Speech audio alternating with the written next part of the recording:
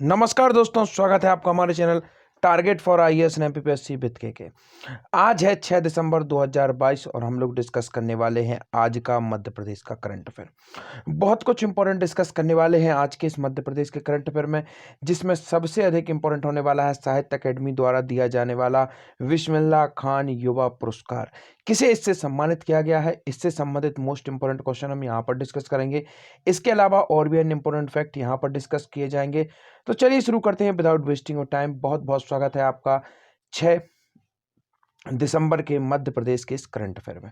सबसे most important question हमारा शुरू होता है, अनुगूंज अभियान किससे संबंधित है। काफी अधिक इंपोर्टेंट यह अभियान है। आपका ऑप्शन नंबर 1 है विद्यार्थियों से संबंधित है, बालिका से, आदिवासी से या फिर वृद्ध जनों से। इसका राइट आंसर है दोस्तों आपका ऑप्शन नंबर 1, विद्यार्थियों से यह संबंधित है। किससे संबंधित है दोस्तों अनुगूंज अभियान? विद्यार्थियों से संबंधित है अनुगूंज अभियान। आगे बढ़ते हैं, देखते हैं क्या इस अभियान की खासियत है, क्या कुछ इसके अंदर किया जाता है। अनुगूंज का स्कूल शिक्षा राज्य मंत्री श्री परमान ने किया शुभारंभ।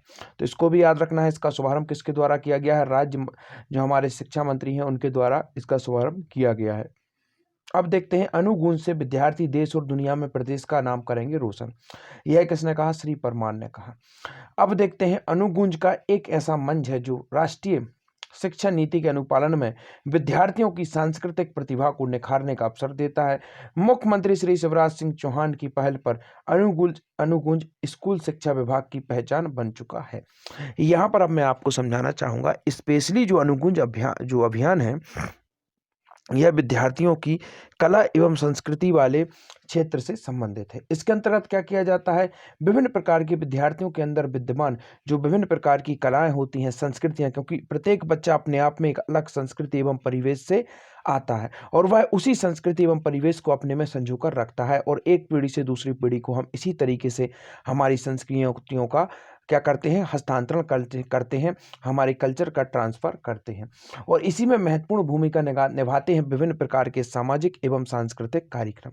अनुगूंज एक इसी प्रकार की पहल है जिसके माध्यम से विभिन्न प्रकार के जो सामाजिक सांस्कृतिक कार्यक्रम है उनको बढ़ावा दिया जाएगा एवं विद्यार्थियों में छुपी हुई कला जो संस्कृति है उसकी पहचान की जाएगी और उन्हें आगे बढ़ने का मौका दिया जाएगा। और यही हमारे जो मूल भावना है किसकी? जो नई शिक्षा नीति है उसकी भी यही भावना है, उसी का प्रतिफल यह अनुगूंज अभियान है। तो I hope you can understand what is the meaning of this अनुगूंज अभियान। तो let's get come next question. Madhya Pradesh राज्य हज कमेटी की पहली बैठक कब होगी? अब यह क्यों इंपॉर्टेंट है? सबसे पहला पॉइंट आपको याद रखना है, जब भी कभी भी आपको यह वर्ड मिले, this is the most important types of word. यह केवल करंट अफेयर के लिए इंपॉर्टेंट नहीं होता, इट विल जो आगे चलकर आप देखेंगे अपकमिंग समय में यह जो क्वेश्चन होंगे यह क्या होंगे? यह आपके स्टैटिक जीएस का पार्ट बन जाते हैं। आपने देखा होगा कोई भी मध्य प्रदेश की बुक जब आप लेते हैं तो उसमें आपको एक जगह पर लिखा हुआ मेंशन मिलेगा मध्य प्रदेश विविध, और उस विविध में आपको मिलेगा मध्य प्रदेश के पहले पुरुष, पहली महिला, मध्य प्रदेश के पहले कार, पहली कमेटियां। तो उसी क्रम में यह क्वेश्चन है दोस्तों। तो इसको काफी डीपली तरीके से आपको क्या करना है? समझना है। क्यों समझना है? अभी तक मध्य प्रदेश में दोस्तों हज कमेटी नहीं हुआ करती थी। जी हाँ दोस्तों, काफी अधिक इंपॉर्टेंट है। हाल ही में लगभग 1-2 महीने पहले मंत्री परिषद द्वारा हज कमेटी का गठन किया गया है और अब इसकी पहली बैठक होनी है।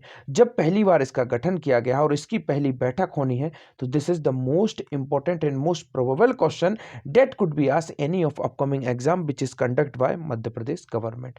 तो यह काफी अधिक संभावना बन जाती है कि इस तरीके के क्वेश्चन किसी भी अपकमिंग एग्जाम में आपसे पूछे जा सकते हैं। यह question most probable types of question होते हैं। तो देखते हैं, आपका ऑप्शन नंबर 1 है 6 दिसंबर, 7 दिसंबर, 8 दिसंबर या फिर 9 दिसंबर। तो इसका राइट आंसर है दोस्तों आपका ऑप्शन नंबर 1, 6 दिसंबर। तो जो राज्य हज कमेटी है दोस्तों, इसकी पहली बैठक कब होनी है? 6 दिसंबर को मध्य प्रदेश राज्य हज कमेटी की पहली बैठक होगी। तो इसको याद रखना है। अब यह बैठक क्यों होनी है? क्योंकि इसका चुनाव होना है। पूरी प्रक्रिया बताता हूं, देखते हैं। राज्य हज कमेटी की पहली बैठक 6 दिसंबर को होगी। बैठक में अध्यक्ष का होगा चुनाव। नवगठित मध्य प्रदेश राज्य हज कमेटी के अध्यक्ष का चुनाव 6 दिसंबर 2022 को होगा। पिछड़ा वर्ग तथा अल्पसंख्यक कल्याण विभाग के उप संचालक पिछड़ा वर्ग तथा अल्पसंख्यक कल्याण डॉक्टर नीलेश देसाई को क्या किया गया है दोस्तों? चुनाव अधिकारी नियुक्त किया गया है। तो यह इंपॉर्टेंट हो जाता है। डॉक्टर नीलेश देसाई को चुनाव अधिकारी नियुक्त किया गया है और उन्हीं के माध्यम से क्या किया जाएगा? यह चुनाव संपन्न कराया जाएगा। तो इसको तो याद रखना ही है। और इसकी पहली बैठक कब होना है? 6 दिसंबर यानी कि आज के दिन। तो इसको भी आपको याद रखना है। आगे बढ़ते हैं। प्रभाकर रजावत किस खेल से संबंधित है? काफी इंपॉर्टेंट इनका नाम है। स्वयं मुख्यमंत्री शिवराज सिंह चौहान ने इन्हें बधाई दी है। प्रधानमंत्री जी ने भी इनके लिए एक ट्वीट किया है। This is the most probable question. तो इसको भी हमें देखना है। आपका ऑप्शन नंबर 1 है रोइंग खिलाड़ी हैं, तैराकी करते हैं, कुश्ती करते हैं या फिर बॉक्सिंग करते हैं। Right answer this rowing. तो इसको याद रखना है, यह किस खेल से संबंधित है? और रोइंग खेल से यह संबंधित है। इनका नाम क्या है? प्रभाकर रजावत इनका नाम है। काफी देखिए इंपॉर्टेंट है, इसको आपको याद रखना है। तैराकी एकेडमी कहां पर है दोस्तों? मध्य प्रदेश में। हमेशा मैं बताता हूं, याद रखिए 2008 और जगह क्या है? होशंगाबाद। याद रखिए, काफी अधिक इंपॉर्टेंट हो जाती है। होशंगाबाद की स्थापना किसके द्वारा की गई थी? हुसंग शाह द्वारा इसकी स्थापना की गई थी। तो इसको याद रखना है जरूर से जरूर। कुश्ती एवं बॉक्सिंग दोनों की दोनों कहां पर मिलेंगी? भोपाल। याद रख लीजिए। सन क्या है? 2007। काफी अधिक इंपॉर्टेंट है। 2007 में काफी सारी एकेडमियों की स्थापना हुई थी। जैसे कि आप देखेंगे 2007 हम यहां पर लिख देते हैं और शहर कौन सा है? भोपाल। दोबारा से आपको याद करा देता हूं, जैसे कि शूटिंग एकेडमी, घुड़सवार एकेडमी, आपकी वाटर स्पोर्ट हो गया, जिसके अंतर्गत विभिन्न प्रकार के वाटर स्पोर्ट आते हैं। घुड़सवारी आपकी हो ही गई। हॉकी, ये सभी की सभी 2007। कराटे, कुश्ती, बॉक्सिंग, ये सभी कुछ कहां पर आएंगे? आपके 2007 भोपाल में इनकी स्थापना हुई थी। और भोपाल को क्या कहा जाता है? हॉकी की नर्सरी भी कहा जाता है। तो इस पॉइंट को भी आपको याद रखना है। अब इसके बाद आपको कुछ और इंपॉर्टेंट फैक्ट बता देना चाहूंगा, जैसे कि 2013 में आपकी जो तीरंदाजी एकेडमी है, यह कहां पर स्थापित की गई? जबलपुर में। इस पॉइंट को याद रख लीजिए। 2018 में आप देखेंगे दोस्तों, मलखंभ, जो कि मध्य प्रदेश का क्या है? राजकीय खेल है। मलखंभ एकेडमी कहां पर स्थापित की गई है? उज्जैन में स्थापित की गई है। इस फैक्ट को याद रखना है, काफी अधिक इंपॉर्टेंट यह फैक्ट हो जाते हैं जो मैं आपको बता रहा हूं। बार बार इसलिए बताता हूं कि आपको याद हो जाए, क्योंकि किसी भी चीज को जब हम बार बार ध्यान देते हैं, इट विल रिमेंबर, और यह हमको हमारी परमानेंट मेमोरी का पार्ट बन जाती है। और जो लोग डेली बेसिस पर मेरा वीडियो देखते हैं, उनको यह महसूस भी होता होगा। 2016 भोपाल, याद रख लीजिए क्या है भोपाल में? एथलेटिक्स एकेडमी भी है। 2007 में पूरी एकेडमी है, केवल 2016 में आपको याद रखना है एथलेटिक्स एकेडमी भोपाल। और 2016 से ही आपको लिंक करना है किसको? शिवपुरी को। याद रखिए, काफी अधिक इंपॉर्टेंट है। शिवपुरी में कौन सी एकेडमी स्थापित की गई थी? क्रिकेट एकेडमी स्थापित की गई थी। और इस क्रिकेट एकेडमी को एक और बार लिंक कर देना है इसी साल से, अर्थात 2022 जाने वाला है। अर्थात इसी में क्या किया गया था? महिला क्रिकेट एकेडमी की स्थापना शिवपुरी में ही कर दी गई थी। तो यह काफी अधिक इंपॉर्टेंट फैक्ट है जो मैंने आपको बताया। आगे बढ़ते हैं। प्रभाकर रजावत ने एशियन रोइंग चैंपियनशिप में कौन सा पदक जीता? स्वर्ण पदक जीता, कांस्य जीता, दोनों जीते, या फिर इनमें से कोई नहीं? इसका राइट आंसर है आपको ऑप्शन नंबर 1, स्वर्ण पदक इनके द्वारा जीता गया है। जो राष्ट्रीय, जो एशियन क्या थी? रोइंग चैंपियनशिप थी। यहां पर देखते हैं, यह है हमारे जो प्रभाकर रजावत जी, इनके द्वारा क्या किया गया है? स्वर्ण पदक जीता गया है। थाईलैंड में यह जो पूरा का पूरा कार्यक्रम है, इसका आयोजन किया गया था। एशियन रोइंग चैंपियनशिप में मध्य प्रदेश रोइंग अकादमी के प्रभाकर रजावत ने अंडर 90 में सिंगल जो आपका शेड्यूल है, इसमें 2000 मीटर स्पर्धा में भारत का प्रतिनिधित्व करते हुए स्वर्ण पदक हासिल किया और प्रदेश को गौरवान्वित किया है। रोइंग क्या होता है? आप देखेंगे इस तरीके के, पीछे आप देख रहे होंगे एक नाव होती है जिसमें नाविक होता है और वह चलाता है, और यही पूरा का पूरा यह कंपटीशन होता है।